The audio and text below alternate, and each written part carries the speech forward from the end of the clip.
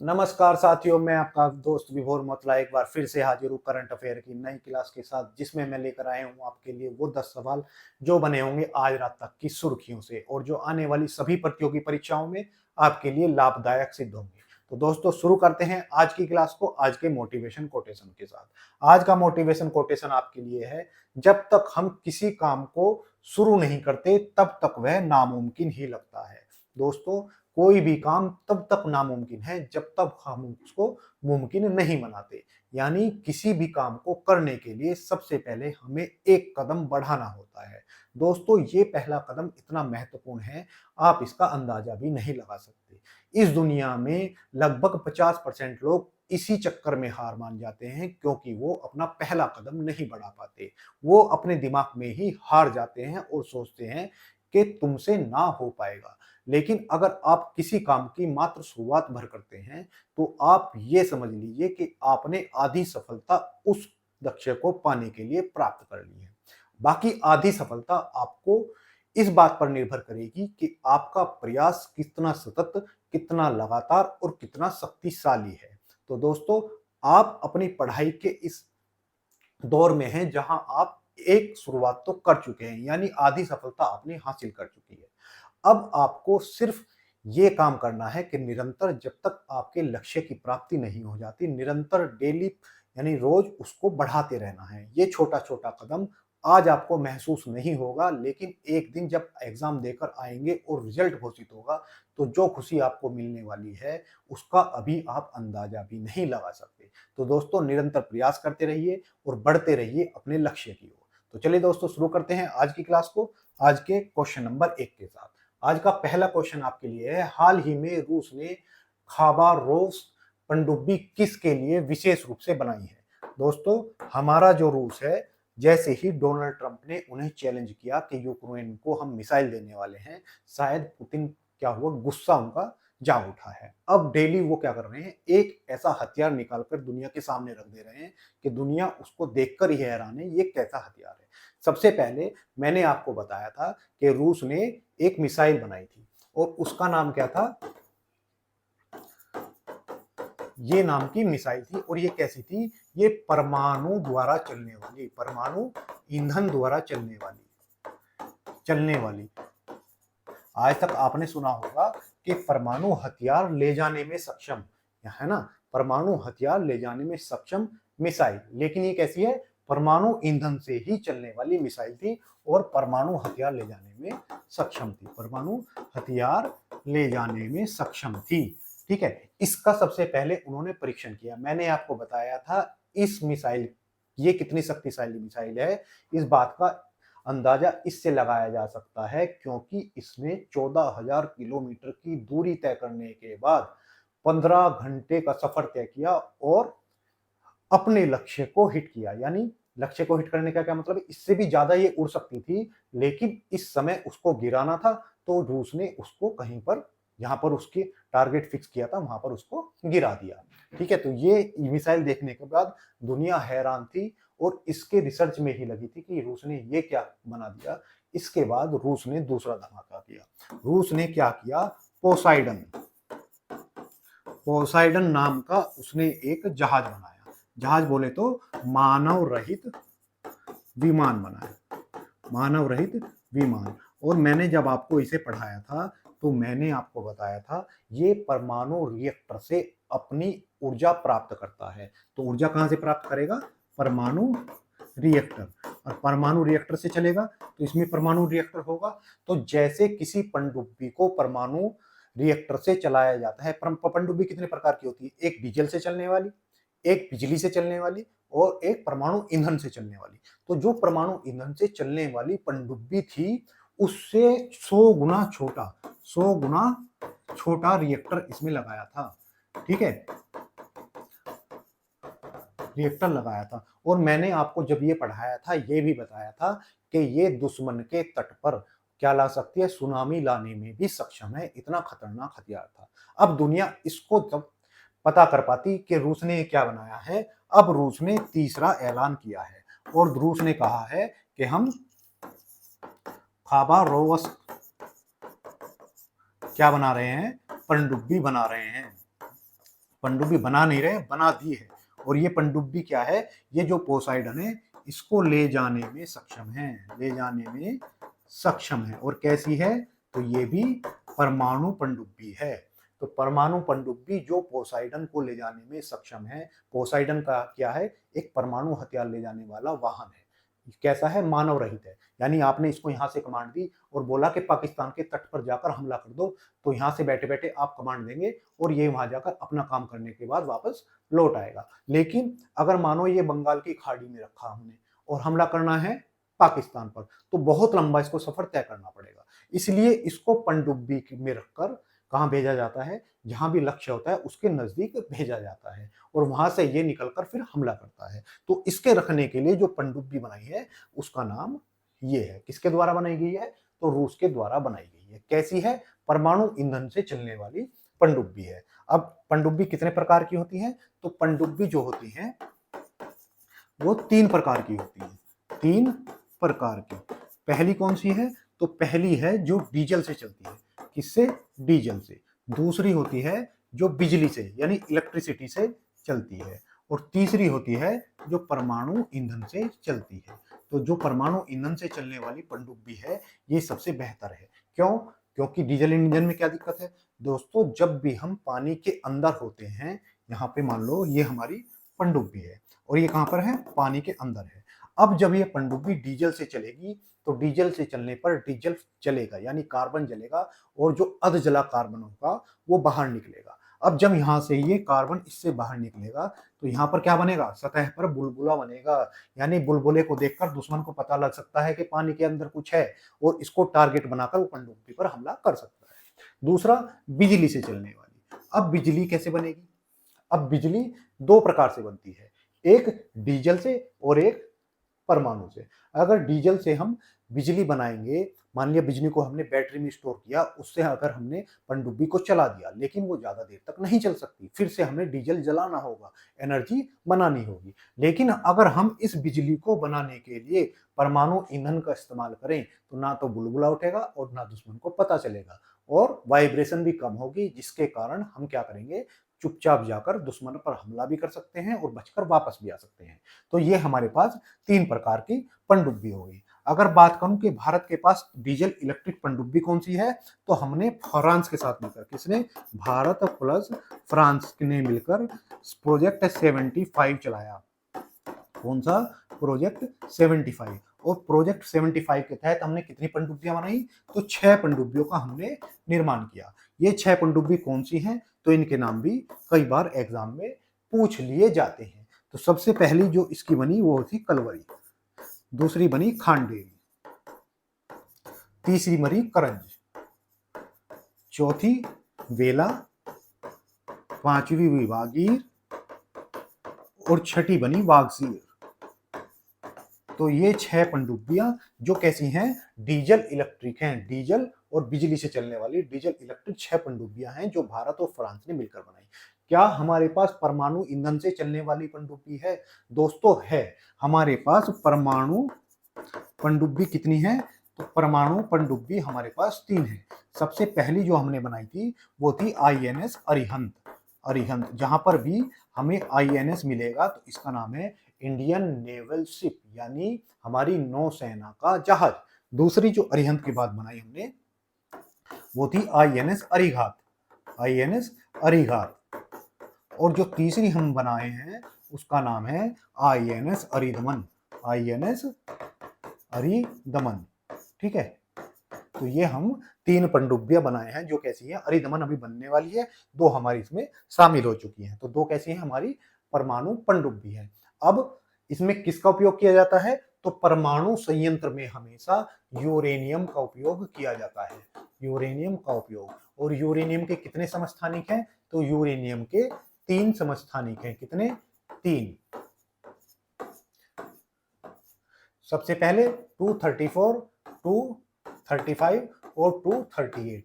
और सबसे अच्छा ईंधन कौन सा होता है, 235 होता है, जिसे हम अगर 238 से 235 या 234 से 235 में ईंधन को बदलना है तो इस प्रक्रिया को हम पिच ब्लेंड के नाम से जानते हैं। तो ये भी टर्म आप लिख दे, क्या प्रक्रिया होगी, pitch blend. Pitch blend. Pitch blend प्रक्रिया क्या है कि हमें ईंधन कौन सा 235 प्राप्त करना है 34 और 38 से, तो उसको हम पिच ब्लेंड के नाम से जानते हैं। तो ये हुआ हमारा क्वेश्चन नंबर 1। चलिए, तो ये हमारी पूरी जानकारी जो मैंने आपको दी है, ये हुई हमारी पनडुब्बी जहां से, और ये यहां से कई बार धुआं निकलता है, लेकिन ये परमाणु है तो इससे धुआं नहीं निकलेगा। अब बात करते हैं रूस की। रूस कहां पर है? तो पहले एक बार आप क्या देख लीजिए, आज महाद्वीप देख लीजिए कौन कौन से हैं। चलिए, अगर मैं बात करूं आपकी कहां से शुरू करें, तो इधर से ही शुरू करते हैं, पश्चिमी छोर से। तो यहां पर जो ये आपको महाद्वीप दिख रहा है, इसका नाम है दक्षिण अमेरिका। ठीक है, आपने आज तक अमेरिका देश के नाम ही जाना होगा, लेकिन अमेरिका देश से बड़ा भी है दक्षिण अमेरिकी महाद्वीप। इसका जो ऊपर वाला जो ये दो महाद्वीप है, इसको जानते हैं हम उत्तरी अमेरिका महाद्वीप। उत्तरी अमेरिका महाद्वीप। और इस उत्तरी अमेरिका में जो आपको येलो कलर का दिख रहा है, ये है अमेरिका देश। ठीक है, तो आप कंफ्यूज नहीं होंगे, उत्तरी अमेरिका दक्षिणी अमेरिका दो अलग अलग क्या है, महाद्वीप है। अब ये जो आपको दिख रहा है जो महाद्वीप, इसका नाम है अफ्रीका। तो कितने महाद्वीप हुए? 3। पहला उत्तरी अमेरिका, दूसरा दक्षिणी अमेरिका, तीसरा अफ्रीका। अब यहां से तुर्की और यूरोप को काटते हुए एक महाद्वीप, ठीक है, कौन सा? ये वाला महाद्वीप। ये क्या है? ये है यूरोप। ठीक, तो महाद्वीप हो गए ये 4। एक आपको अब जो ये महाद्वीप बचा है, ये क्या है? ये है एशिया। एशिया जनसंख्या और क्षेत्रफल में दुनिया का सबसे बड़ा महाद्वीप है। अगर जनसंख्या और क्षेत्रफल की बात करें तो एशिया दुनिया का सबसे बड़ा महाद्वीप। दूसरे नंबर पर जनसंख्या और क्षेत्रफल में अफ्रीका आता है। ठीक है, बाकी अलग अलग है, लेकिन पहले दूसरे पे ये दोनों है, जनसंख्या में भी और क्षेत्रफल में भी। तीसरा अगर हम देखें तो दुनिया का सबसे छोटा महाद्वीप है ऑस्ट्रेलिया। क्या है? ऑस्ट्रेलिया। ऑस्ट्रेलिया देश भी है और महाद्वीप है। इसे एक और नाम से जानते हैं हम, जिसका नाम है ओशेनिया। ठीक है, 2 महाद्वीप नीचे है। नीचे क्या है? अंटार्कटिक, और ऊपर ये महाद्वीप है, ये आर्कटिक। तो कितने महाद्वीप हुए? 1 2 3 4, ये 5, ये 6 और ये 7। ठीक है, तो ये 7 महाद्वीप हो गए। ठीक, चलिए अब हम देखते हैं यूरोप के बारे में। सॉरी, किसके बारे में? तो हम देखते हैं रूस के बारे में। तो कहां से देखना शुरू करेंगे? ये हमारा कौन सा महाद्वीप हुआ? एशिया। एशिया में सबसे पहले हम जाते हैं, सबसे जो हमारा महत्वपूर्ण देश है उसका नाम है, ये ग्रीन कलर में जो हुआ है, ब्लू कलर में रहना चाहिए इसको, नहीं, ये है भारत। और भारत में हम दिशाओं का ज्ञान कैसे करते हैं? तो पहले हम प्लस का चिन्ह बनाएंगे। अगर यहां से हम इधर की ओर जाएंगे, भारत से इधर जाएंगे, तो ये हमारा पूर्व होगा, ईस्ट। अगर इधर जाएंगे तो पश्चिम, ऊपर जाएंगे तो नॉर्थ, और नीचे जाएंगे तो साउथ, यानी पूर्व पश्चिम उत्तर दक्षिण। दिशाओं का ज्ञान अगर आपको मैप में कहीं भी देखना हो किसी भी देश की, तो यही आपको फॉर्मूला अपनाना होगा। अगर भारत से हम उत्तर की ओर चलें तो ये आपको जो बड़ा सा देश दिख रहा है, इसका नाम है रूस। क्या नाम है? रूस। और रूस की राजधानी क्या है? मॉस्को। मॉस्को इसकी राजधानी है। और इसकी मुद्रा क्या है? तो मुद्रा है इसकी रूबेल। रूबेल इसकी करेंसी है, यानी मुद्रा है। अब बात करें यूरोप किस महाद्वीप में स्थित है, तो दोस्तों एशिया और यूरोप, सॉरी, रूस किस महाद्वीप में स्थित है? तो एशिया और यूरोप दोनों महाद्वीप में स्थित है रूस। कैसे? अब यहां से आपको ये हो गया आपका एक पर्वत श्रृंखला यहां पर है, जिसका नाम है काकेशस पर्वत श्रृंखला। काकेशस पर्वत श्रृंखला। और यहां से ये किसे बांटती है? यूरोप को और एशिया को अलग करती है। और यहां से एक पर्वत श्रृंखला है जिसका नाम है यूराल। यूराल पर्वत भी, इधर वाला हिस्सा किसका हो गया? एशिया का, और इधर वाला हिस्सा हो गया आपका यूरोप का। तो यूरोप और एशिया को बांटने वाला यूराल पर्वत हो गया। ये काकेशस पर्वत है, इसपे एक चोटी पड़ती है जिसका नाम है अल्ब्रुश। और ये जो अल्ब्रुश चोटी है, ये यूरोप की सबसे ऊंची चोटी है। कौन सी है? यूरोप की सबसे ऊंची चोटी है। ठीक है, तो आपसे सबसे ऊंची चोटी पूछे तो आप बताएंगे अल्ब्रुस। किस पर है? काकेशस पर्वत श्रृंखला पर है। ऐसे ही यूराल पर्वत है जो एशिया और यूरोप को अलग करता है। इसके बाद बात करें अगर रूस की, तो यहां से एक नदी निकलती है जिसका नाम है वोल्गा, वोल्गा नदी। और ये भी रूस की और एशिया की, रूस की और सॉरी यूरोप की सबसे लंबी नदी है। सबसे लंबी नदी कौन सी हो गई? तो वोल्गा। यहां पर एक आपको ये झील दिख रही है, इसका नाम है बैकाल, बैकाल झील। और ये लगभग 5000 वर्ष पुरानी झील है, यानी दुनिया की सबसे पुरानी झील है। कैसी झील है? तो मीठे पानी की झील है, ठीक है। और दुनिया की सबसे गहरी झील है, दुनिया की सबसे गहरी झील है, सबसे गहरी है। और अगर बात करूं तो रूस का सबसे निचला बिंदु है, रूस का सबसे निचला बिंदु भी यही है, ठीक है। चलिए, ये हो गई हमारी जानकारी क्वेश्चन नंबर 1 से लेकर। अब देखते हैं पिछले रिवीजन के क्वेश्चन। हाल ही में किस राज्य के सुदूर जिले में 16 अगस्त 2025 में इसरो ने स्पेस लैब का उद्घाटन किया है? तो किसने किया है? इसरो। इसरो जो हमारा क्या है? अंतरिक्ष एजेंसी है, जिसकी स्थापना कब हुई थी? तो 15 जनवरी 1969 को इसकी स्थापना हुई थी। इसका मुख्यालय कहां पर है? तो इसका मुख्यालय है आपके बंगलुरु में। और इसके जो हेड हैं वर्तमान में कौन है?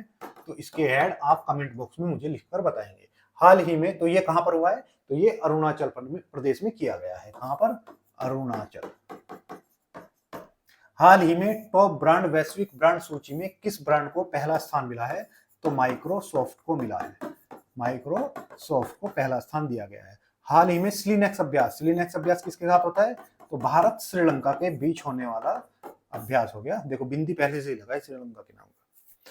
हाल ही में 2025 का ब्रांड फाइनेंस फुटबॉल 50 रिपोर्ट के अनुसार कौन सा फुटबॉल क्लब दुनिया का सबसे मूल्यवान क्लब घोषित किया गया है? तो रियल मैड्रिड, रियल मैड्रिड सबसे महंगा क्लब है दुनिया का। और रियल मैड्रिड किससे संबंधित है? तो फुटबॉल से संबंधित है। क्वेश्चन नंबर देखते हैं 2। क्वेश्चन नंबर 2, अगस्त 2021 में तालिबान शासन के बाद अफगानिस्तान के पहली बार किस देश ने अपना आधिकारिक राजनयिक नियुक्त किया जा रहा है? दोस्तों पहले तो हम देखते हैं कि राजनयिक होता क्या है। राजनयिक, राजनयिक होता है, जैसे मान लो ये देश है अफगानिस्तान और ये देश है भारत। अब अफगानिस्तान के लोगों को या अफगानिस्तान की सरकार को जो भी काम भारत से होगा, तो यहां पर इनका क्या होगा? अफगानिस्तान दूतावास। क्या होगा? दूतावास। यहाँ पर किसका कानून चलता है? तो अफगानिस्तान का कानून चलता है। आप ये बात ध्यान रखेंगे, अगर भारत ने कहीं पर अपना दूतावास खोला है किसी भी देश में, तो वो भारत की प्रॉपर्टी होगी, यानी जितने भी कानून उस पर लगेंगे वो भारत के कानून लगेंगे। अगर मान लो अमेरिका में भारत का दूतावास है, तो उसके अंदर जो उसकी बाउंड्री के अंदर जो कानून चलेगा वो भारत का कानून चलेगा, अमेरिका का कानून नहीं चलेगा। तो ये दूतावास हुआ। ऐसे ही भारत अपना दूतावास कहां पर रखता है? दूसरे देश में रखता है। तो इनके जो अधिकारी होते हैं, यानी जिसको हम भारत सरकार अपना दूत बनाकर दूसरे देश में भेजती है, उसको बोलते हैं राजनयिक। तो राजनयिक क्या होता है ये आपको समझ आया होगा। अब भारत क्या हुआ था कि 2021 में जैसे ही तालिबान ने अफगानिस्तान पर अपना शासन स्थापित किया, तालिबान क्या था? एक आतंकवादी संगठन था जिसने अफगानिस्तान पर अपना अधिकार कर लिया था वहां की गवर्नमेंट को हटाकर। जैसे ही अमेरिका वहां से निकला, तालिबान ने शासन पर अधिकार कर लिया। अब इसके जो तालिबान के जो विदेश मंत्री हैं, आपको मैंने बताया था जो इनके विदेश मंत्री हैं उनका नाम है आमिर मुताकी, मुताकी। और ये कहां पर थे? भारत की यात्रा पर थे, भारत की यात्रा पर आए थे। और इस दौरान ये कहां गए थे? तो यूपी के देवबंद। तो यूपी वाले इस क्वेश्चन को याद रखेंगे, देवबंद कहां पर है? सहारनपुर जिले में स्थित देवबंद, जो यहाँ पर मदरसा है, वहां पर इन्होंने यात्रा की थी आमिर मुताकी ने। अब इसके बाद जब ये आए तो दोनों देशों की, भारत और अफगानिस्तान, अफगानिस्तान की क्या बनी है? सहमति बनी है कि दोनों देश एक दूसरे के यहाँ पर क्या रखेंगे? अपने राजनयिक रखेंगे। और राजनयिक ये क्यों महत्वपूर्ण है? क्योंकि जब से तालिबान ने शासन किया है अफगानिस्तान पर, कोई भी देश इन्हें देश के रूप में मान्यता तथा यहाँ की सरकार को सरकार के रूप में मान्यता नहीं दे रहा है, जिससे यहाँ व्यापार नहीं हो पा रहा है दूसरों देशों के साथ, और बहुत सारे प्रतिबंध इस पर लगे हुए हैं। अमेरिका ने भी इसके पैसों को फ्रीज कर दिया है। तो ये यहाँ की स्थिति बड़ी दयनीय है। तो अब भारत ने इनकी तरफ पहली बार क्या उठाया है, कदम उठाया है, दोस्ती का हाथ बढ़ाया है। और इससे सबसे ज्यादा बेचैनी किसको हुई है, तो पाकिस्तान को हुई है। पाकिस्तान का क्या हुआ है अभी हम मैप में समझते हैं। तो किसने हुआ, इसका उत्तर हो गया भारत। तो ये है अमीन मुताकी, ये हमारे विदेश मंत्री एस जयशंकर जी हैं, दोनों के बीच मुलाकात होती है। अब हम देखते हैं ये अफगानिस्तान है कहाँ। चलिए दोस्तों, ये है हमारा प्यारा भारत। अगर भारत का ये हिस्सा जो पाकिस्तान ने कब्जा किया हुआ है, कश्मीर है ना, ये हिस्सा यहाँ तक है, अगर हम ये मिला दें तो यहाँ पर आप पीली सी लाइन ये देख रहे होंगे, ये अफगानिस्तान यहाँ मिलता है। अफगानिस्तान भारत के किस राज्य से अपनी सीमा साझा करता है, तो लद्दाख के साथ।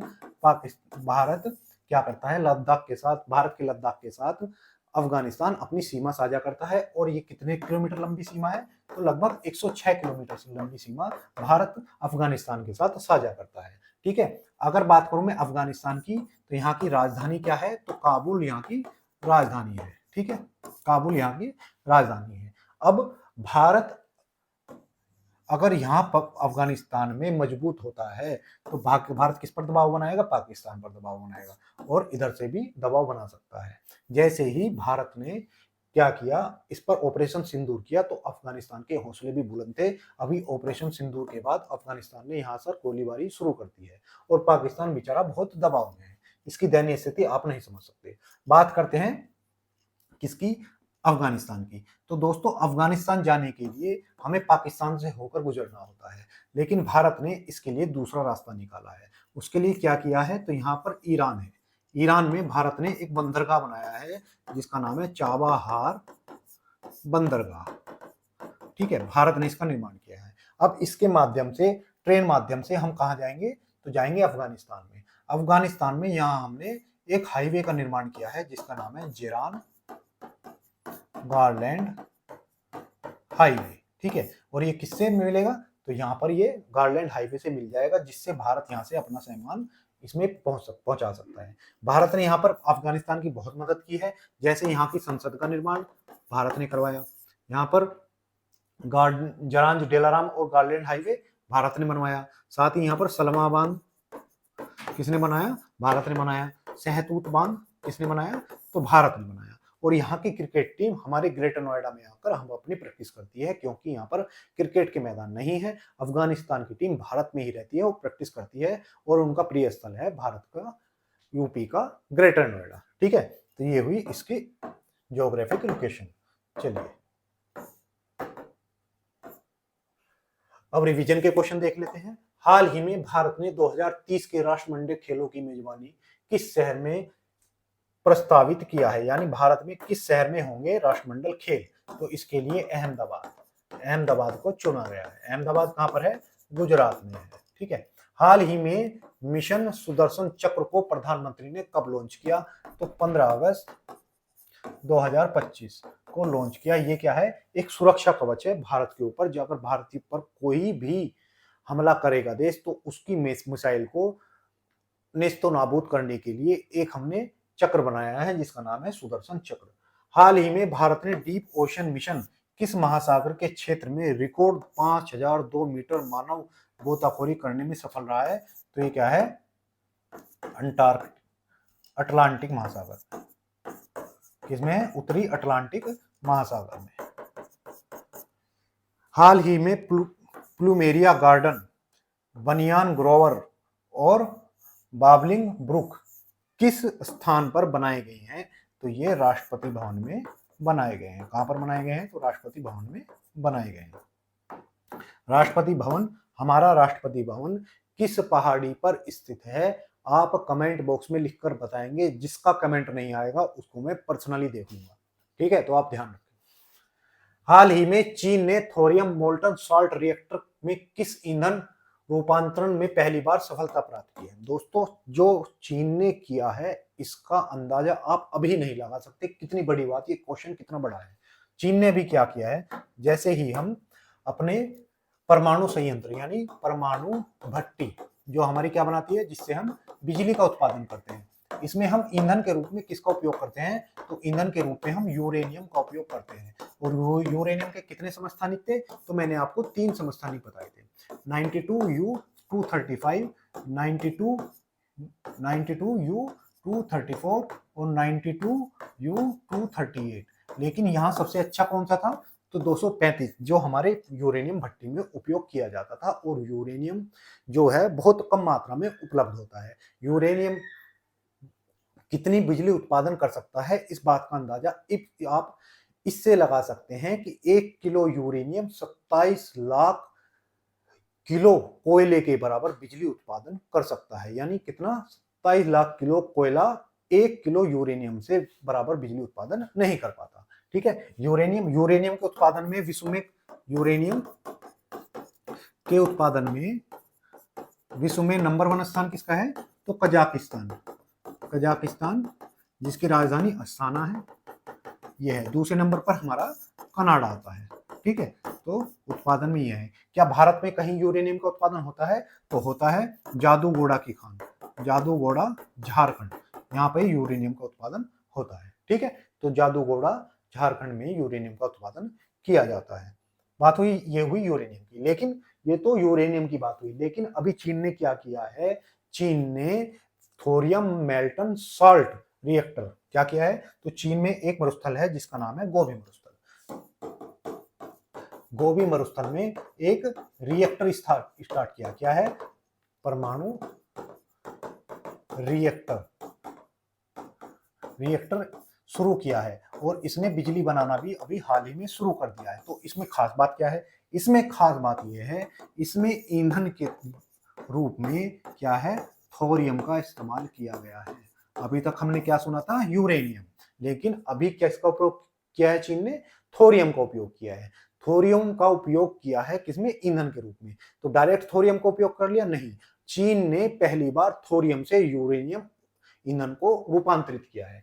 थोरियम से यूरेनियम को बदल दिया, यूरेनियम में बदल दिया है। अब ये कैसे हुआ, तो इसने यहां पर molten salt, thorium molten salt reactor में इस कारनामे को किया है। कहां किया है, तो थोरियम मोल्टन साल्ट रिएक्टर में इस कार्य को किया है। अब ये मोल्टन साल्ट क्या होता है, यानी पिघला हुआ नमक। क्या है, पिघला हुआ नमक।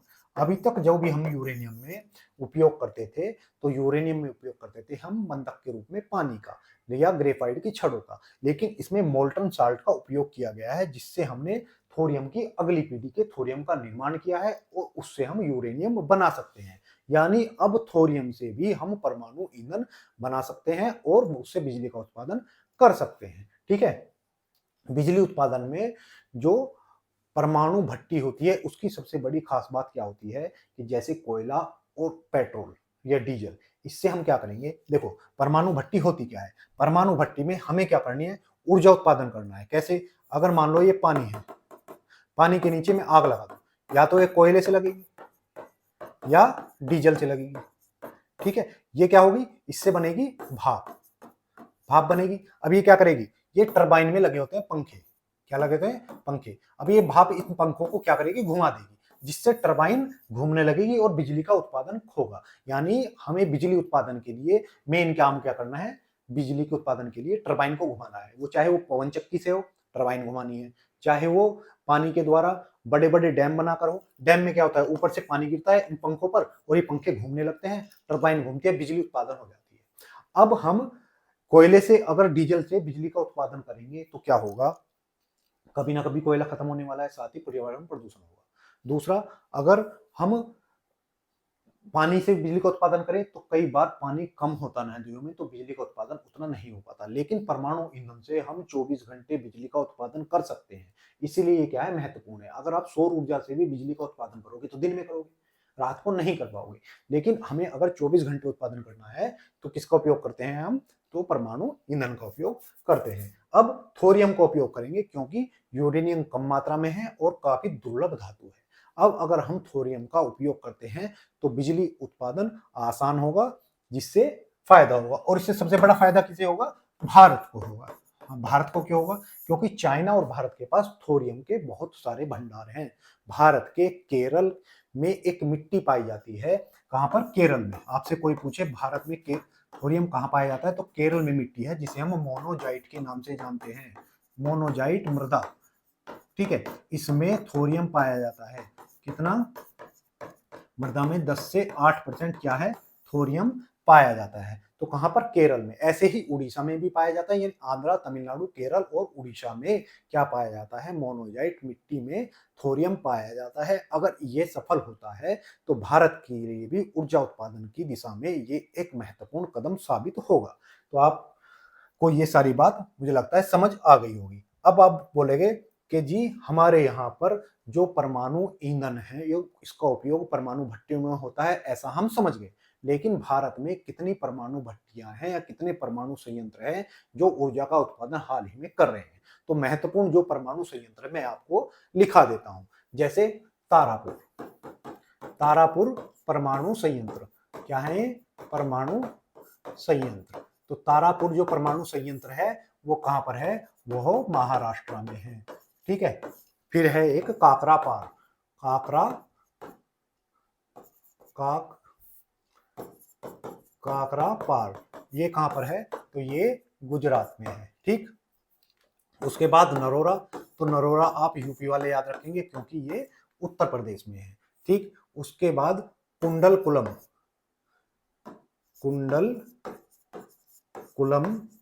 और दूसरा है कलपक्कम। ये कहां पर है? तो ये दोनों तमिलनाडु में है। कुंडलकुलम और कलपक्कम कहां पर है? तमिलनाडु में है। वहीं रावत भाटा ये कहां पर है? तो ये राजस्थान में है। तो कुंडलकुलम कहां पर हुआ? कुंडलकुलम कलपक्कम तमिलनाडु में और रावत भाटा राजस्थान में। ऐसे ही कैगा कहां पर है? तो कर्नाटक में। ठीक है। कैगा कहां पर है? तो कर्नाटक में। तो ये परमाणु संयंत्र है भारत में जो ऊर्जा का उत्पादन करते हैं। चलिए, तो ये हुआ क्वेश्चन नंबर 3। ये मैंने पूरी जानकारी आपको लिख कर दे दी। अगर किसी को भरोसा ना हो तो आप इसमें पढ़कर एक बार जरूर देख लें। ठीक है। तो ये परमाणु संयंत्र है जिसमें हमने किसका प्रयोग किया गया है? जो लिक्विड दिख रहा है आपको, इसमें मोल्टन सॉल्ट यानी पिघले हुए नमक का उपयोग किया गया है। चीन के बारे में हम कल पूरी जानकारी ले ही चुके थे, तो 1-2 दिन बाद फिर से आपको जानकारी देंगे। नहीं तो वीडियो ज्यादा लंबा होगा, आप बोलोगे कि मास्टर ज्यादा पढ़ाता है, अपन को नहीं पढ़ता। हाल ही में तीसरा भारत सिंगापुर मंत्री स्तरीय गोलमेज सम्मेलन कहां आयोजित किया गया है? तो ये कहां आयोजित हुआ है? तो ये नई दिल्ली में आयोजित किया गया है। हाल ही में रोबोटों का ओलंपिक यानी वर्ल्ड ह्यूमैनॉइड रोबोट गेम्स का आयोजन किस देश में हुआ है? तो ये चीन कर सकता है। ऐसा काम कौन करेगा? हाल ही में एसबीआई ने किस वर्ग के लिए बिना गारंटी 4 लाख रुपए तक का ऋण शुरू किया है? तो जो हमारे अग्निवीर हैं उनके लिए। अग्निवीर। हाल ही में मिस यूनिवर्स इंडिया 2025 का खिताब किसने जीता है? तो जो हमारी मनिका विश्व शर्मा। क्या है? मनिका विश्व शर्मा। चलिए, क्वेश्चन नंबर 4। हाल ही में किस शहर को 10 लाख से अधिक जनसंख्या वाले शहरों की श्रेणी में भारत का सबसे गंदा शहर घोषित किया गया है? सबसे गंदा शहर कैसा है? सबसे गंदा शहर। मैंने आपको सबसे बताया था कि AIQ इंडेक्स में सबसे प्रदूषित शहर कौन सा था? तो वो राजस्थान का गंगानगर। अब सबसे गंदे शहर, अब क्या हुआ है देखो, एक बार क्या था, वंस अपॉन ए टाइम 150वीं जयंती थी किसकी? हमारे बापू की। हमारे बापू नहीं, गांधी जी की। ठीक है। गांधी जी की 150वीं जयंती थी और समय था हमारे PM मोदी जी का पहला साल प्रधानमंत्री के तौर पर। तो उन्होंने क्या किया? 2014 में एक सर्वेक्षण शुरू किया जिसको हम जानते हैं किसमें? स्वच्छ भारत मिशन के तौर पर हम जानते हैं। कैसा? स्वच्छ भारत मिशन के तौर पर हम इसे जानते हैं। स्वच्छ भारत मिशन में 2 क्षेत्र हैं, एक ग्रामीण और एक शहरी। ठीक है। ये क्या है? शहरी सर्वेक्षण, स्वच्छ सर्वेक्षण 2025। अभी इसकी रिपोर्ट जारी हुई है शहरी वाले की। अब ये किस मंत्रालय के अधीन आता है? तो मंत्रालय है इसका शहरी आवास और शहरी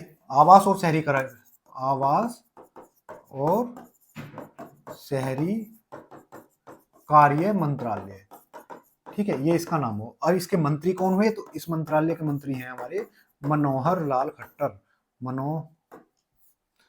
मनोहर लाल खट्टर, जो किसके, हरियाणा के पूर्व सीएम भी रह चुके हैं। तो इनके अधीन एक सर्वेक्षण होता है जिसका नाम है स्वच्छ सर्वेक्षण 2025। अभी इसने रिपोर्ट जारी की है। क्या, अभी इसने क्या की है, रिपोर्ट जारी की है, रिपोर्ट जारी की। और जो ये रिपोर्ट जारी की, इसका स्लोगन क्या था, इसका स्लोगन था स्वच्छ शहर स्वस्थ नागरिक। क्या था, स्वच्छ शहर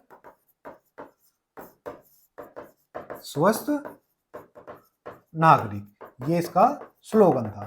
ठीक है, अब जो ये रिपोर्ट जारी की गई है, इसमें कहा गया है कि किसने, कौन सा शहर कितना गंदा है। इसके लिए कुछ पैमाना तय किया गया होगा। जी, इसके लिए बिल्कुल पैमाना तय किया गया है। इसके लिए 4 पैमाने तय किए गए। सबसे पहले वहां देखा गया कि वहां का जो ठोस अपशिष्ट प्रबंधन है वो कैसा है। कैसा, ठोस अपशिष्ट प्रबंधन कैसा है, मतलब जो वहां पर गंदगी है, जो ठोस है, उसको हम, उसका निपटारा हम कैसे करते हैं। दूसरा, नागरिक प्रतिक्रिया कैसी है, नागरिकों की प्रतिक्रिया कैसी है, यानी गंदगी के प्रति नागरिकों की कैसी प्रतिक्रिया है। तीसरा, जो इसमें देखा गया कि वहां पर जो स्वच्छता, स्वच्छ और स्वास्थ्य स्तर कैसे हैं, स्वच्छता और स्वास्थ्य स्तर कैसा है, यानी गंदगी का कितना प्रभाव वहां के लोगों की जीवन शैली पर पड़ चुका है, इसको भी इसमें कंसीडर किया गया है। और नवाचार कैसे किया गया वहां पर, नवाचार यानी सफाई के क्षेत्र में कुछ नई तकनीक का उपयोग किया भी गया है, या ऐसे ही गंदगी में रहने की लोगों को आदत है। देखो, गंदगी तब तक रहती है, सफाई तब तक नहीं हो सकती जब तक आम नागरिक सफाई ना करना चाहे। सरकार कितनी भी सफाई कर ले, कितनी भी योजना चला ले, अगर मुझे पान खाकर वहीं थूकना है तो सरकार साफ करेगी, मैं तुरंत से उसे गंदा कर दूंगा। इसलिए सफाई की जिम्मेदारी सरकार की ना होकर प्रत्येक नागरिक की है, कि अगर वो प्रत्येक नागरिक अपने घर के आसपास सफाई रखे तो पूरा देश हमारा साफ हो सकता है। जो फोटो विदेशी आकर खींचते हैं और हम कहते हैं कि विदेश में इतना साफ है, हमारे यहाँ साफ नहीं है, उसका मुख्य कारण क्या है, हमारा खाकर कुछ भी लिफाफा कहीं भी रास्ते में फेंक देना और कहीं भी थूक देना, और अपने कूड़े को सरकारी कूड़ा समझकर कहां पर, सार्वजनिक जनों पर फेंकना। अब क्या करते हैं, हम अपने अपने घर का कूड़ा ऐसे तालाबों में फेंकते हैं मानो जैसे ये हमारा कूड़ा ना हो, सरकार का कूड़ा हो, सरकार हमारे घर में रखकर चली गई हो और हम उसको वापस करने जा रहे हैं। भैया, अपना कूड़ा पकड़, हमारी कोई जिम्मेदारी नहीं है। लेकिन वो कूड़ा कल आपके लिए ही समस्याओं का कारण बनने वाला है, इसलिए आपका कूड़ा आपकी जिम्मेवारी है। ठीक है, अब इसमें जो रिपोर्ट आई है उसमें क्या कहा गया है, उसमें ये सारे किए गए हैं। और सबसे पहला जो स्थान सबसे गंदे शहरों में, देखो कितनी अच्छी इनको रैंक मिली है। मदुरै, मदुरै कहाँ का है, तमिलनाडु का शहर है, इसको नंबर 1 स्थान मिला है। दूसरे पर लुधियाना को, तीसरे पर चेन्नई को, चौथे पर रांची को, पांचवे पर बेंगलोर को, धनबाद, फरीदाबाद, ग्रेटर मुंबई, श्रीनगर और दिल्ली। वाह, यूपी का एक भी शहर नहीं है भाई। मान लिया ये शहर कितने गंदे होंगे, जब यूपी के इतने गंदे शहर भी इनमें शामिल नहीं है तो इनकी गंदगी का आप अंदाजा लगा सकते हैं। तो अभी ये रिपोर्ट आई है, आपकी परीक्षा की दृष्टि से महत्वपूर्ण है, तो आप उतना ही याद रख सकते हैं। लेकिन एक काम आप जरूर कर सकते हैं कि अपने घर के आसपास आप सफाई करें और झोड़ों में कूड़ा ना डालें। चलिए, विश्व फोटोग्राफी दिवस हर साल किस दिन मनाया जाता है, तो 19 अगस्त को। 19 अगस्त को हम क्या करते हैं, खींच मेरी फोटो। कब, 19 अगस्त, 15 अगस्त के 4 दिन बाद हम क्या करते हैं, अपनी फोटो खिंचाते हैं। हाल ही में दुबई अंतर्राष्ट्रीय हवाई अड्डे पर इमिग्रेशन काउंटर की जगह किस तकनीक का प्रयोग किया गया है, तो एआई तकनीक का उपयोग किया गया है। अब आप पासपोर्ट चेक कराने की जरूरत नहीं, एक गलियारे से आप निकलेंगे, वो आपको स्कैन करके अपने आप बता देगा इसके पास पासपोर्ट है, नहीं है, किस देश का है, फर्जी है या किसी और नाम के यहाँ आया है। हाल ही में डॉक्टर जितेंद्र सिंह के अनुसार किस वर्ष तक भारत अपना स्वदेशी अंतरराष्ट्रीय स्टेशन, अंतरिक्ष स्टेशन स्थापित करेगा, तो 2035 तक हमने ये लक्ष्य रखा है। असम राइफल ने किस संस्थान के साथ मिलकर ड्रोन परीक्षण के लिए एमओयू साइन किया है, तो आईआईटी मणिपुर के साथ किया है। चलिए, क्वेश्चन नंबर 5, हाल ही में बीसीसीआई ने भारतीय महिलाओं को जीत के लिए कितनी बोनस राशि घोषित की है। इस बोनस राशि को देखकर अपने जो नल्ला है उसके यहाँ के क्रिकेटर्स परेशान हैं कि शायद हम भारत में पैदा होते या हमारे बुजुर्ग भारत से इधर ना आए होते तो हमें भी कुछ पैसा मिल जाता। अभी क्या हुआ, अभी महिला विश्व कप, महिला क्रिकेट विश्व कप, इसका आयोजन कब हुआ, 2025 का आयोजन हुआ अभी। और आयोजन कहाँ पर हुआ, भारत और श्रीलंका दोनों में मिलकर इसका आयोजन किया गया। इसमें विजेता कौन रही, तो विजेता रही इसमें भारत, भारत विजेता रही। और इसमें हराया किसे, यानी उपविजेता कौन बना, तो साउथ अफ्रीका इसमें उपविजेता बनी। इसमें फाइनल मैच कहाँ हुआ, तो फाइनल मैच हुआ इसमें DY पाटिल स्टेडियम मुंबई में। कहां पर, मुंबई में इसका आयोजन हुआ। फाइनल में भारत ने अफ्रीका को हराया। और मैन ऑफ द मैच कई बार पूछा जाता है, मैन ऑफ द मैच कौन था इसमें, तो वो थी हमारी सैफ अली वर्मा, सैफ अली वर्मा जो कहां से हैं, हरियाणा से हैं। अगर बोले मैन ऑफ द सीरीज कौन रही, मैन ऑफ द टूर्नामेंट या मैन ऑफ द सीरीज, ये रही हमारी दीप्ति शर्मा, जो कहां से हैं, जो यूपी से हैं, तो ये हरियाणा से हैं, ये भी आप याद रखेंगे। अगर बात करें हमारी कप्तान कौन थी, तो हमारी कप्तान का नाम है हरमनप्रीत कौर, हरमनप्रीत कौर। और कौर है तो कहां से हैं, पंजाब से हैं, ठीक है। तो ये रही पूरी जानकारी इसके बारे में। अब क्या हुआ, इनको BCCI ने 51 करोड़ रुपए दिए हैं। कितने दिए हैं, तो इनको 51 करोड़, कितने, 51 करोड़ रुपए दिए हैं। अब आप कह रहे होंगे कि इसमें कौन सी बड़ी बात हो गई, BCCI ने यानी भारत क्रिकेट कंट्रोल बोर्ड ने इनको 51 करोड़ रुपए दिए हैं, जबकि ये टूर्नामेंट जीतने के बाद इनको कितनी राशि मिली है, तो इनको जो कुल राशि मिली है वो है 40 करोड़, यानी कितनी, 4.8 मिलियन डॉलर। और जो अगर भारतीय रुपए में इसको बदलें तो ये होती है 40 करोड़। यानी टूर्नामेंट जीतने के बाद ICC ने 40 करोड़ दिए, हमारी BCCI ने 51 करोड़ दिए। हमारे यहाँ 51 को सगुन माना जाता है या 1 रुपया अधिक सगुन माना जाता है, इसलिए 51 करोड़ रुपए, यानी टूर्नामेंट जीतने से ज्यादा BCCI दे दिए। तो जो हमारा नल्ला पाकिस्तान है, वहां के लोग देखकर ये समझते हैं कि भैया उनका पैसा तो हमारे यहाँ से करेंसी का बहुत कम है, तो ये तो और भी ज्यादा है, अगर पाकिस्तान में चली जाए तो बड़ी रकम होगी। तो कहते हैं कि ICC से ज्यादा अमीर कौन है, BCCI है, जो इतना पैसा दे रही है। तो कुल पैसा कितना मिला, दोनों मिलाकर 91 करोड़ रुपया इनको मिला है। BCCI जो भारत क्रिकेट कंट्रोल बोर्ड है, इसके वर्तमान में अध्यक्ष कौन है, आपसे कई बार क्वेश्चन पूछा जाएगा, BCCI के वर्तमान में हेड कौन है। BCCI के वर्तमान हेड यानी इनके वर्तमान अध्यक्ष कौन है, तो मिथुन मिन्हास इसके हेड हैं। बात करें ICC की, यानी इंटरनेशनल क्रिकेट काउंसिल, जिसकी स्थापना कब हुई, तो इसकी स्थापना 1909 में होती है। स्थापना कब हुई थी इसकी, तो इसकी स्थापना 1909 में हुई। और इसका मुख्यालय कहाँ पर है, तो इसका मुख्यालय 2005 से कहाँ पर है, दुबई में है। 2005 से पहले क्या था, लंदन में था, और 2005 के बाद अब कहाँ कर दिया, दुबई में। दुबई कहाँ पर, UAE में इसका मुख्यालय है। बात करें इसके वर्तमान अध्यक्ष कौन है, हेड कौन है, तो अपने अमित शाह के सपुत्र, जिनका नाम क्या है, कौन से शाह हैं भाई, अरे हम नाम भूल गए, अमित शाह के सपुत्र का नाम आप लिख लेना, ठीक है। तो ये हो गया हमारा क्वेश्चन नंबर 5। तो ये हमारी हरमनप्रीत कौर, ये स्मृति ईरानी, ये सैफ अली जी, ये मनजोत और वो ठाकुर। हाल ही में कार्लोस अलकराज ने 2025 सिनसिनाटी ओपन फाइनल में किस खिलाड़ी का खिताब जीता, यानी आपने ये पता लगा सिनसिनाटी जीता कौन है, कार्लोस अलकराज जीते हैं। और किसे हराकर जीते हैं, तो जैनिक सीनर को हराकर जीते हैं। हाल ही में भाषा सभासार AI टूल संचालन किस मंत्रालय, तो हमारा जो ग्रामीण पंचायती राज मंत्रालय।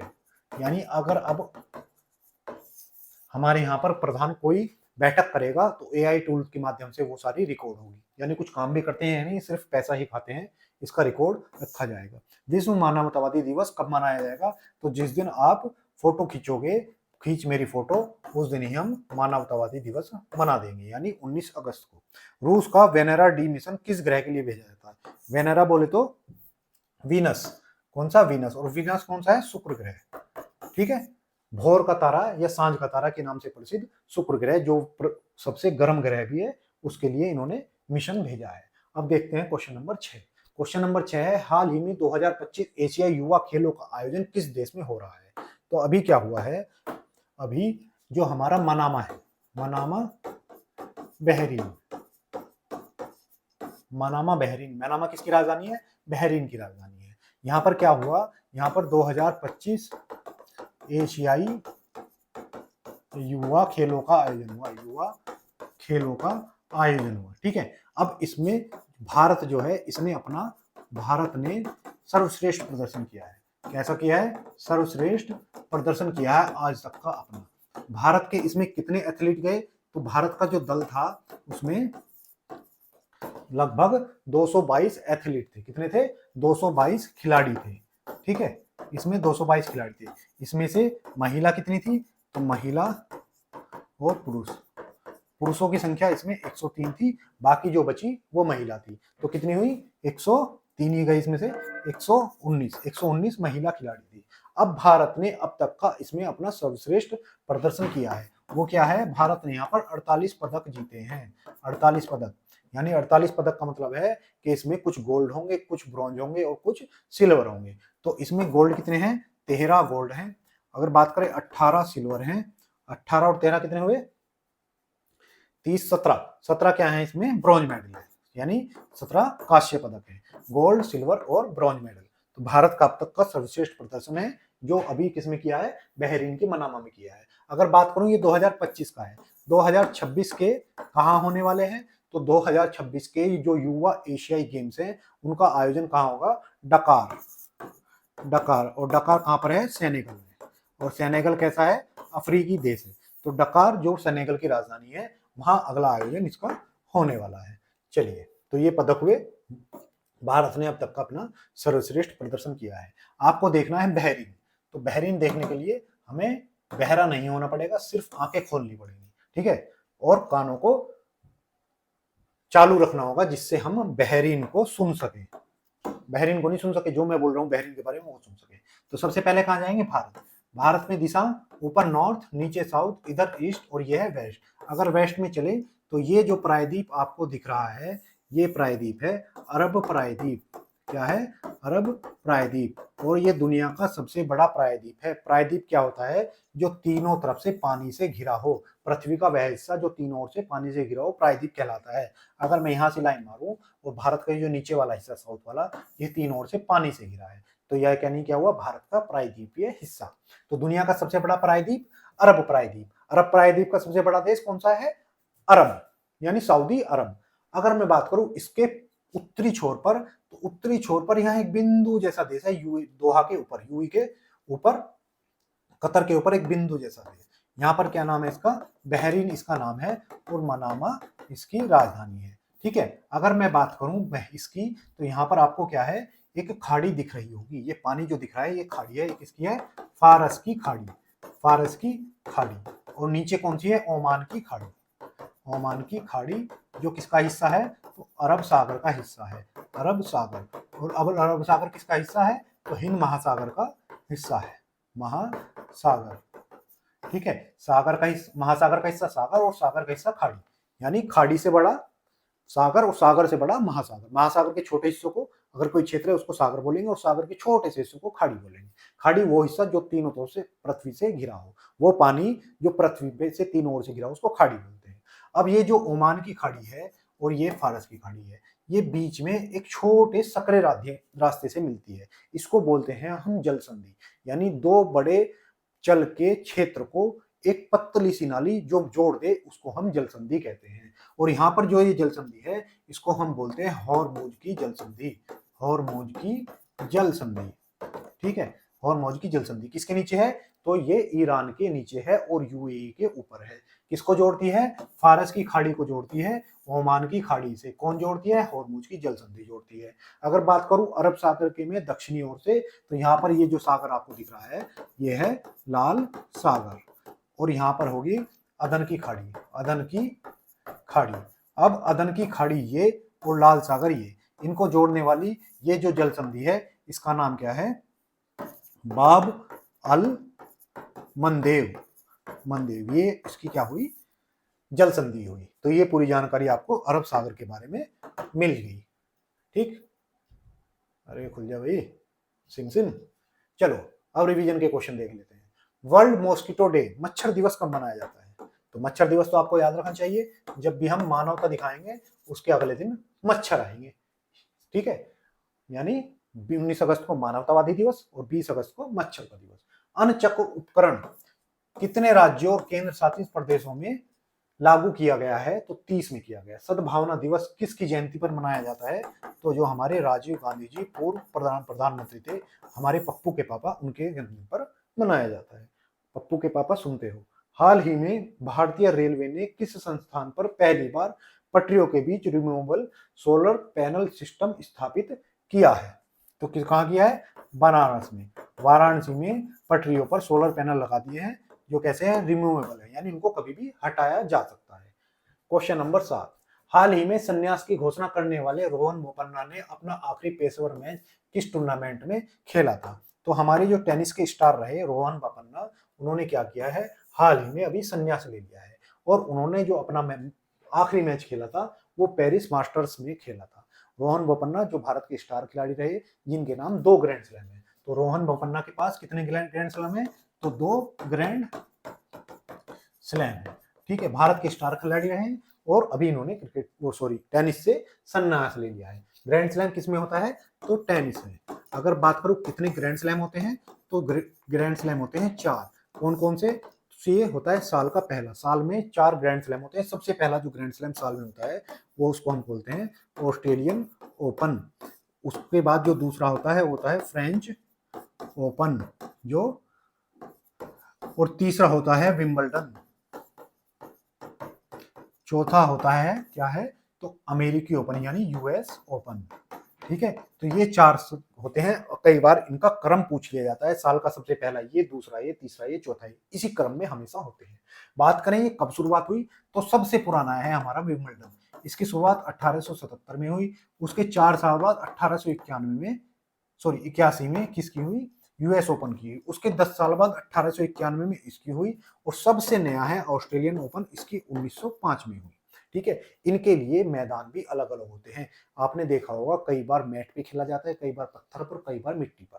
तो ये जो यूएस ओपन है पहला, और ये आखिरी और सबसे पहला, ये हार्ड कोर्ट पर खेले जाते हैं, यानी सीमेंट वाले कोर्ट पर खेले जाते हैं। वहीं जो फ्रेंच है वो मिट्टी वाले कोर्ट पर, क्ले कोर्ट, और जो विंबलडन है ये घास वाले मैदान पर खेला जाता है। ठीक है, यहाँ के मैदान को क्या बोलते हैं? तो कोर्ट बोला जाता है। इसका आयोजन कहाँ होता है?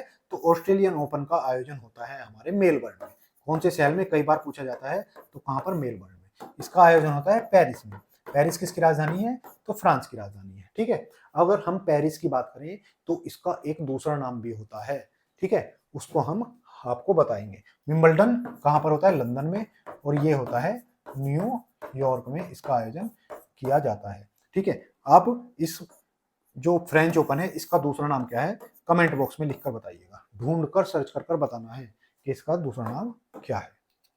चलिए, तो ये हमारे रोहन बोपन्ना जी है, इनकी दाढ़ी भी सफेद हो चुकी है हमारी तरह। हाल ही में अच्युत पोद्दार, इसका नाम आप याद रख लीजिए, अच्युत पोद्दार, क्योंकि जितना आसान क्वेश्चन आपको यहाँ ये दिख रहा है वहां आपको मुश्किल लगेगा अगर आपके ये नाम याद नहीं हुआ, क्योंकि अब आप क्वेश्चन पढ़ेंगे तो आपको याद आने वाला है। इनका निधन हो गया। किस फिल्म से अपने संवाद कहना क्या चाहते हो के लिए प्रसिद्ध थे? तो 3 इडियट्स। अब ये आप कहना क्या चाहते हो से एकदम तस्वीर आपके सामने आ गई होगी, लेकिन आपको नाम भी याद रखना है। पोतदार हैं, कौन से? अच्युत पोतदार। हाल ही में ऑनलाइन गेमिंग विधेयक 2025 के तहत भारत किस प्रकार के गेम्स को पूरी तरह से प्रतिबंधित कर देगा? तो जो रियल मनी गेम्स हैं उनको प्रतिबंधित कर देगा। वन फ्रीजन पासपोर्ट किसने यूज किया है? तो दुबई ने। हाल ही में शुरू हुआ आदि कर्मयोगी अभियान किस के तहत कितने जनजातीय गांवों को शामिल किया गया है, तो लगभग 1 लाख जनजातीय गांवों को इसमें शामिल किया गया है। विश्वजीत सहाय को किस पद पर नियुक्त किया गया है? तो इनको अभी बनाया गया है हमारा नियंत्रक general of defence account staff, इनको बनाया गया है। कौन है? ये है हमारे विश्वजीत सहाय। हाल ही में श्रमश्री योजना, श्रमश्री योजना किस राज्य सरकार द्वारा शुरू की गई है? तो श्रमश्री हमारी पश्चिमी बंगाल द्वारा, किसके द्वारा? तो वेस्ट बंगाल द्वारा शुरू की गई। हाल ही में जलालाबाद नगर का नाम बदलकर किस नाम पर रख दिया गया है? तो परशुरामपुरी नाम इसका रख दिया गया है। अब आपको बताना है ये जलालाबाद किस प्रदेश में है। हाल ही में 81वें अंतरराष्ट्रीय पृथ्वी विज्ञान ओलंपियाड भारत किस छात्र ने 2 पदक जीते? तो इसमें भारत के रेयांश गुप्ता जी ने 2 पदक जीते हैं। रेयांश गुप्ता। हाल ही में भारत ने किस देश के समुद्री सहयोग बढ़ाने हेतु गठन किया है, कार्य समूह का गठन किया है? तो यह है सऊदी अरब के साथ, जिसकी राजधानी रियाद और करेंसी रियाल है। 9वां क्वेश्चन देखते हैं। हाल ही में किसने भारतीय नौसेना के 40वें मटेरियल प्रमुख के रूप में कार्यभार संभाला है? तो ये हो गए हमारे कार्यभार संभालने वाले vice admiral B Shiv Kumar. ठीक है, तो इन्होंने अभी क्या संभाल लिया है? कार्यभार संभाल लिया है। ये रहे हमारे एडमिरल शिव कुमार। हाल ही में भारत ने बॉक्सिंग फेडरेशन ऑफ इंडिया के अध्यक्ष के रूप में हाल ही में किसे नियुक्त किया है? तो जो हमारे अजय सिंह है वो यहाँ पर नियुक्त हुए। हाल ही में भारत का हिंदी माध्यम एमबीबीएस पढ़ाई करने वाला पहला मेडिकल कॉलेज कहाँ पर है? तो जबलपुर। जबलपुर कहाँ पर? एमपी। हाल ही में फिडे महिला शतरंज विश्व कप 2025 किसने जीता है? तो फिडे महिला 2025 शतरंज विश्व कप दिव्या देशमुख ने जीता है। हाल ही में फिडे महिला शतरंज विश्व कप किसने जीता? तो ये इसने जीत लिया भाई, 2-2 आ जाता है क्वेश्चन। चलिए क्वेश्चन नंबर 10। हाल ही में भारतीय स्टेट बैंक यानी एसबीआई ने अपने कर्मचारियों की प्रतिभाओं को सम्मानित करने के लिए कौन सा पुरस्कार घोषित किया है, शुरू किया है? तो अब इन्होंने दिया है एम्प्लॉय होता है मतलब कार्यकर्ता है, एक्सीलेंस अवार्ड, ये इन्होंने अभी शुरू किया है। एसबीआई का इतिहास हम जान लेते हैं दोस्तों। जब अंग्रेज थे हमारे यहाँ पर तो 1806 में इन्होंने सबसे पहले एक बैंक की स्थापना की जिसका नाम था बैंक ऑफ बंगाल। क्या नाम था इसका? Bank of Bengal. ठीक है, ये कहां पर था? कलकत्ता में इसकी स्थापना की गई। उसके बाद 1840 में अंग्रेजों ने फिर से एक बैंक ऑफ की स्थापना की, बैंक ऑफ बॉम्बे, और ये कहां था? बॉम्बे में। ऐसे ही 1843 में इन्होंने दूसरे बैंक की स्थापना की और जिसका नाम था बैंक ऑफ मद्रास। ठीक है, ये 3 बैंक चलती रही, लेकिन जैसे ही 1921 आता है इन तीनों का विलय कर दिया जाता है, तीनों को मिलाकर एक बैंक बना दिया गया 1921 में, जिसका नाम था imperial bank of India. Bank of India, ये बैंक बना दिया गया। ठीक है, ये आजादी तक हमारा यही बैंक चलता रहा। अब जैसे ही देश आजाद होता है और देश आजादी के बाद सुधारों का दौर शुरू होता है तो 1955 में इसका क्या कर दिया गया? राष्ट्रीयकरण कर दिया गया। राष्ट्रीयकरण कर कर और इसका नाम कर क्या कर दिया गया? इसका नाम कर दिया गया SBI, state bank of India, और इसका मुख्यालय मुंबई में है और तब से ये हमारे भारतीय राष्ट्रीय बैंक के तौर पर काम कर रहा है। इसके जो हेड हैं, वर्तमान इसके अध्यक्ष हैं, उनका नाम आप लिख लीजिए चल्ला। क्या है ये? हेड किसके? तो एसबीआई के वर्तमान हेड है चल्ला जी। चल्ला श्रीनिवास सुल्लू सेठी, श्रीनिवास सुल्लू सेठी, ये क्या है? इसके वर्तमान हेड है। तो ये हुई पूरी जानकारी आपको एसबीआई के बारे में। ठीक है, तो ये थे हमारे 10 क्वेश्चन। आशा करते हैं आपको हमारा ये प्रयास पसंद आया होगा। भाई वीडियो को लाइक भी कर दिया करो, सीधी सीधी सी बात है। मैं आपको कुछ देता हूं तो कुछ तो चाहिए, वीडियो को लाइक जरूर करके जाएगा। ठीक है, आज के लिए इतना ही, धन्यवाद।